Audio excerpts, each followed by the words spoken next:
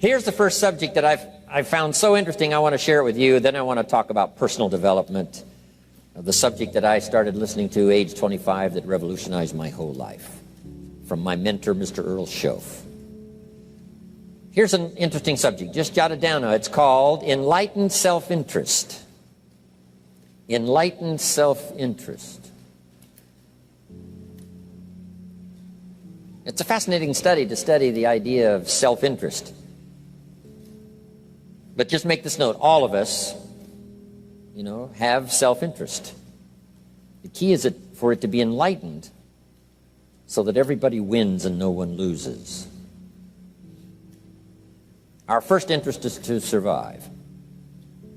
What does it take to survive? Our second interest is to succeed. What does it take to succeed? What does it take for me personally to survive and to succeed? Can I legitimately be interested enough in the things that help me both succeed and survive? And here's what I discovered. The answer is yes. It's possible to exercise self-interest, but to do it in such a way that no one loses, everyone benefits. Key phrase. Life was not designed to give us what we need. Life was designed to give us what we deserve. We do not reap a harvest in the fall because we need it. We reap a harvest in the fall because we deserve it. Not necessarily from a moral standpoint. Of course, there are some moral laws as well, spiritual and moral laws. But just the basic laws that simply say if you wish to reap, you must plant. So jot this down. Reaping is reserved for the planters. And the reason they reap is because they deserve it. They're the planters. They deserve to reap. Interesting Bible phrase that says, if you keep knocking, you'll find open doors. Good phrase to jot down. If you keep knocking, you'll find open doors. Doors of opportunity. Doors of a chance to meet someone. Doors open for association. Doors open to find someone special. Doors open to find a unique business colleague. If you keep knocking, the phrase says, doors of opportunity are open to those who continually knock. So we don't find open doors of opportunity because we need them. We find them because we deserve them. Only those who knock deserve to find an open door. But the promise is, if you continually knock, you'll find doors of opportunity. It says, if you search, you will find. So make the note, it's good. Finding is reserved for the searchers because they deserve it. Now, at first they may have needed it, but they now know that just needing it is not sufficient. But if they need it, now they must qualify for it. The reason why you're going to be blessed with good ideas this weekend is because you've come searching. You've gotten on an airplane to come searching. Got in your automobile to come searching. You got here searching. Now you're ready to receive. And for those who search, they will find answers. They will find plans, imagination to stir yourself into action for future benefit. So if you search, to find a good idea, you must go looking, go searching. You've got to go to church. You've got to go to class. You've got to go to the seminar. You've got to go to the library. You've got to go to the books if you wish to find. Rarely does a good idea interrupt you. Rarely. But if you will search, you will find. So we get not what we need, but we get what we deserve. It says if you ask, someone has an answer. If you keep asking, the answers belong to you, because by virtue of asking, you have qualified. So we don't get what we need, we get what we deserve. The mother on welfare should be taught in some small manner that hopefully she can begin deserving the welfare check. Not getting it because she needs it, but now starting to get it because she deserves it.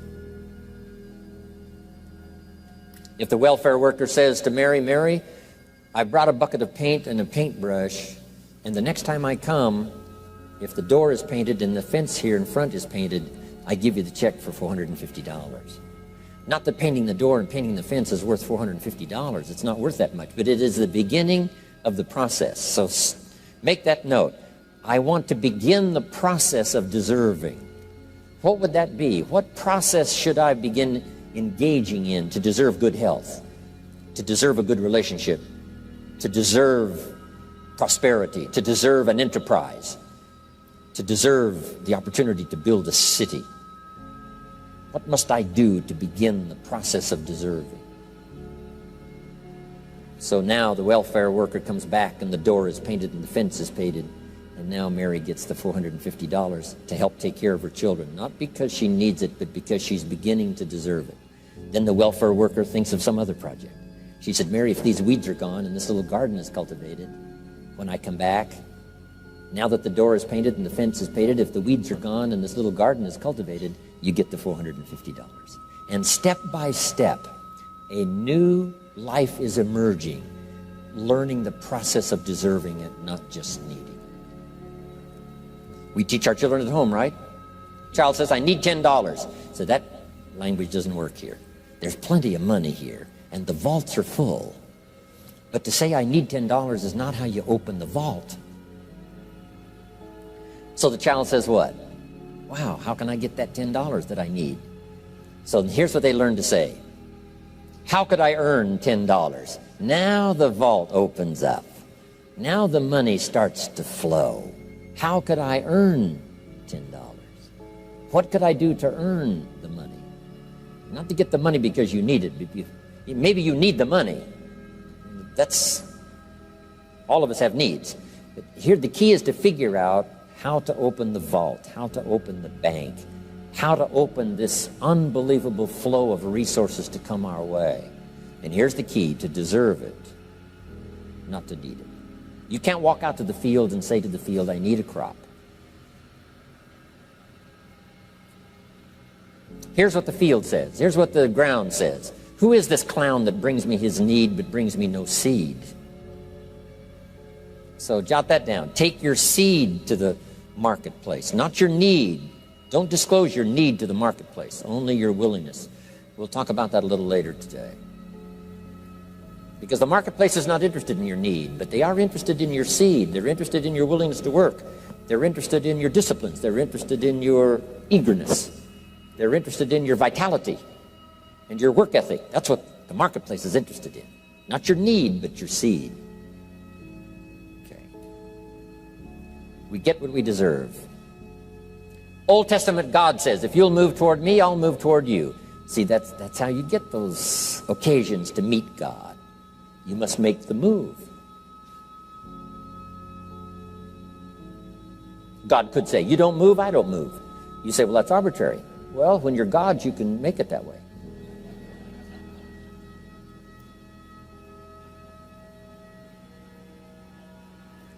So, the law says if you wish to receive, now let's talk about enlightened self-interest. If you wish to receive, and we would call the wish to receive self-interest. But if it's enlightened self-interest, here's what it says. I understand that in order to receive, I must give. Receiving is reserved for those who give. Receiving is not reserved for those who need it.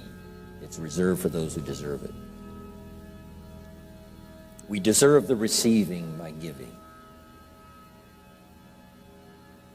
In fact, there's an extraordinary phrase in this little context, and here's what it says. It's better to give than it is to receive. Now, the uneducated person would find that difficult to ponder.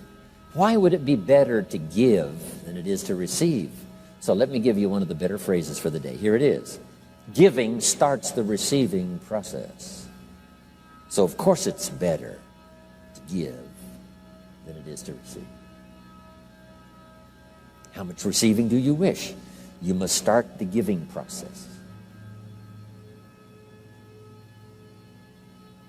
For me to receive my additional fortunes for the future, not necessarily for the money, because I don't need the money. I take the money, but I don't need the money. But here's what I do need. For someone to say, a year from now, 5 years from now, Mr. Rohn, that seminar helped to change my life. And for whatever reason, I was brought here to this place for this time. And later someone says that. See, to receive that kind of thanks, it's unbelievable. Here's what you cannot buy. That kind of thanks. You can't buy it with money. You have to earn it.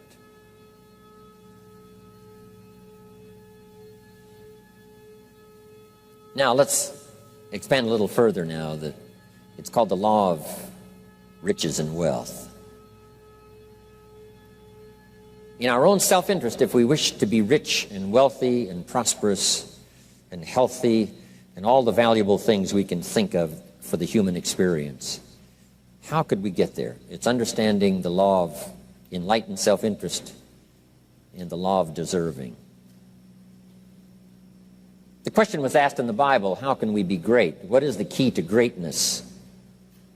Great wealth, great return, great accolades, trophies to put on the mantle above the fireplace. How can we get great respect, great riches, great abundance for ourselves? How can we get that? And the answer was given, and here was the answer. Find a way to serve. Find a way to serve the many. So I paraphrase it to read this. Service to many leads to greatness. Service to many leads to greatness. Someone says, well, about the best I can do is take care of myself. That's okay. Self-care, has its own reward, but it's very limited. Somebody says, I can't be worried about other people's problems. I got enough problems of my own. That's okay. Self-defense is okay. Self-preservation is okay, but it has a very limited reward. If you wish to change that into abundance and prosperity and uniqueness, then here's what you must do. Help solve other people's problems. Help find answers for someone else. Not just for yourself, but for someone else. And in that kind of service, you now begin the process of greatness.